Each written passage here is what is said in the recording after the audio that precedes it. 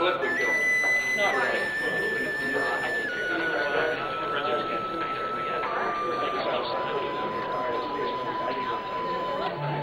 Opposed? Motion passes. Item number 3. Public participation. Bob Stone.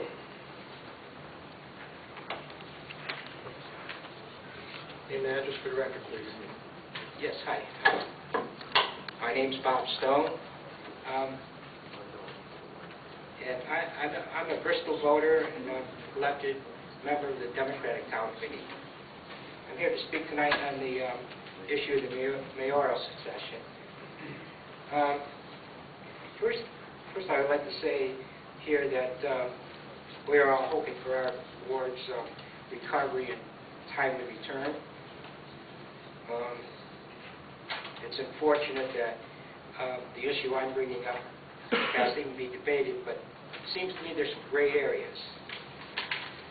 And these being that, as far as I understand, the secession policy states that we rotate council members monthly in the situation that we're in.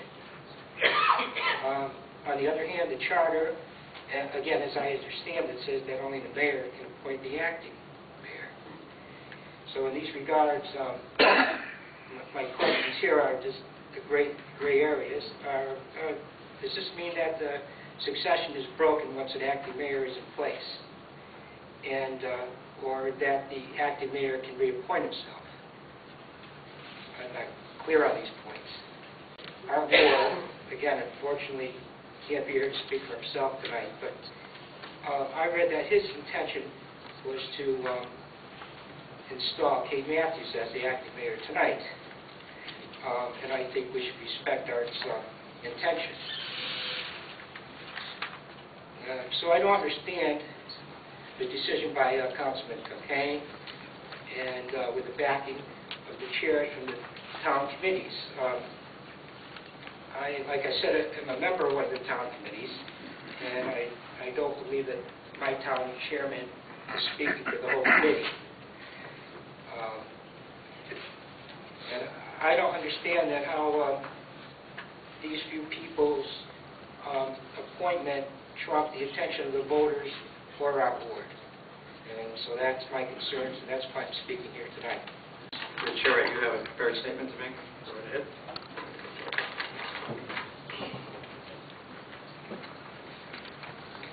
First and foremost, I wish Mayor Ward a speedy recovery and hope that our well wishes will comfort his wife, Pat, his children, and grandchildren.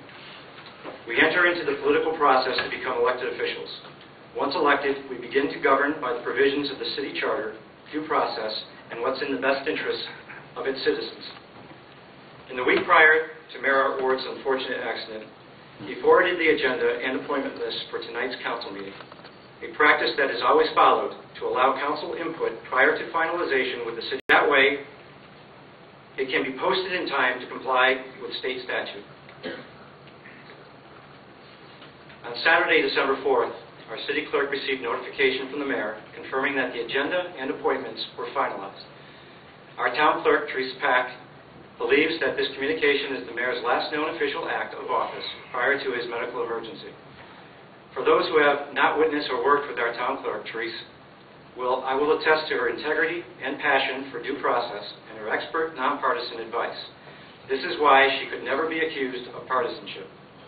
She has held this job through Democratic and Republican administrations and has gained a reputation of being a staunch fighter with regard to maintaining the integrity of the office. This situation has been portrayed as a partisan fight. This is, in fact, a fight between the Democratic town chair, the Republican town chair, the acting mayor, corporation council, certain unnamed city councilmen, and the town clerk over the intentions of the mayor. Councilors Block, Matthews, and I believe our town clerk is doing the job she is trained to do and has had 12 years' experience at it. If she believes she is correct, we will support her. Procedurally, the acting mayor has the power. We may not find the means to solve this problem tonight. However, Councilors Block, Matthews, and I will work diligently to correct any problems in the city. Thank you. Any other new business? Yes, I also have a Councilman Colley, any other new business? I also have a prepared statement, and it is simply this, that it is inappropriate for the acting mayor, who should be acting as a steward of the office in the mayor's absence, to revoke Mayor Ward's appointment and appoint himself in that place. Thank you. Any other new business? No. None, Your Honor. Councilman Ford. Councilman Black. I don't have a prepared statement, but from what's being discussed tonight, I believe whatever decision we make should be within the boundaries of our charter. Our charter states basically that the mayor at this time, everything that I read and everything that's in the newspapers, we are governed by our charter. I think the best thing that could happen is we could actually do an interim mayor, but our charter does not allow that at this time.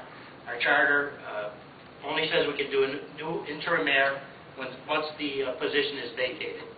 And the explanation of that vacated position is on a resignation or the mayor expires, which obviously that has not happened. And the way I read the charter is that there basically are two truths that should govern what happens today. According to our charter right now, our mayor is absent. We do have some flaws in our charter. It doesn't address incapacity. But at this moment, I believe that the most legal, factual thing to do, according to our charter, is to go forward with our mayor's appointment. Another truth and factual item in the charter is, that I believe to be true, is that the acting mayor does assume all responsibilities, duties, and powers when the mayor is absent. And the mayor is absent. So it's in the legal right of the acting mayor, I believe, to appoint, to revoke the mayor's wishes and revoke the name of the acting mayor that he has wished to name as acting mayor and name another acting mayor.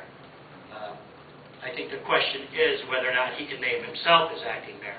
It'd be, I think, the same instance as the mayor naming himself acting mayor. It's redundant. I don't know if that is true and legal to our charter. It may be a legal opinion, but I'd rather go with the truth more than I'd like to go with an opinion.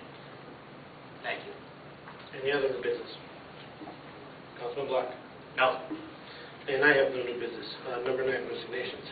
There are no resignations, Your Honor. Okay. Now we'll get to the point of our appointments.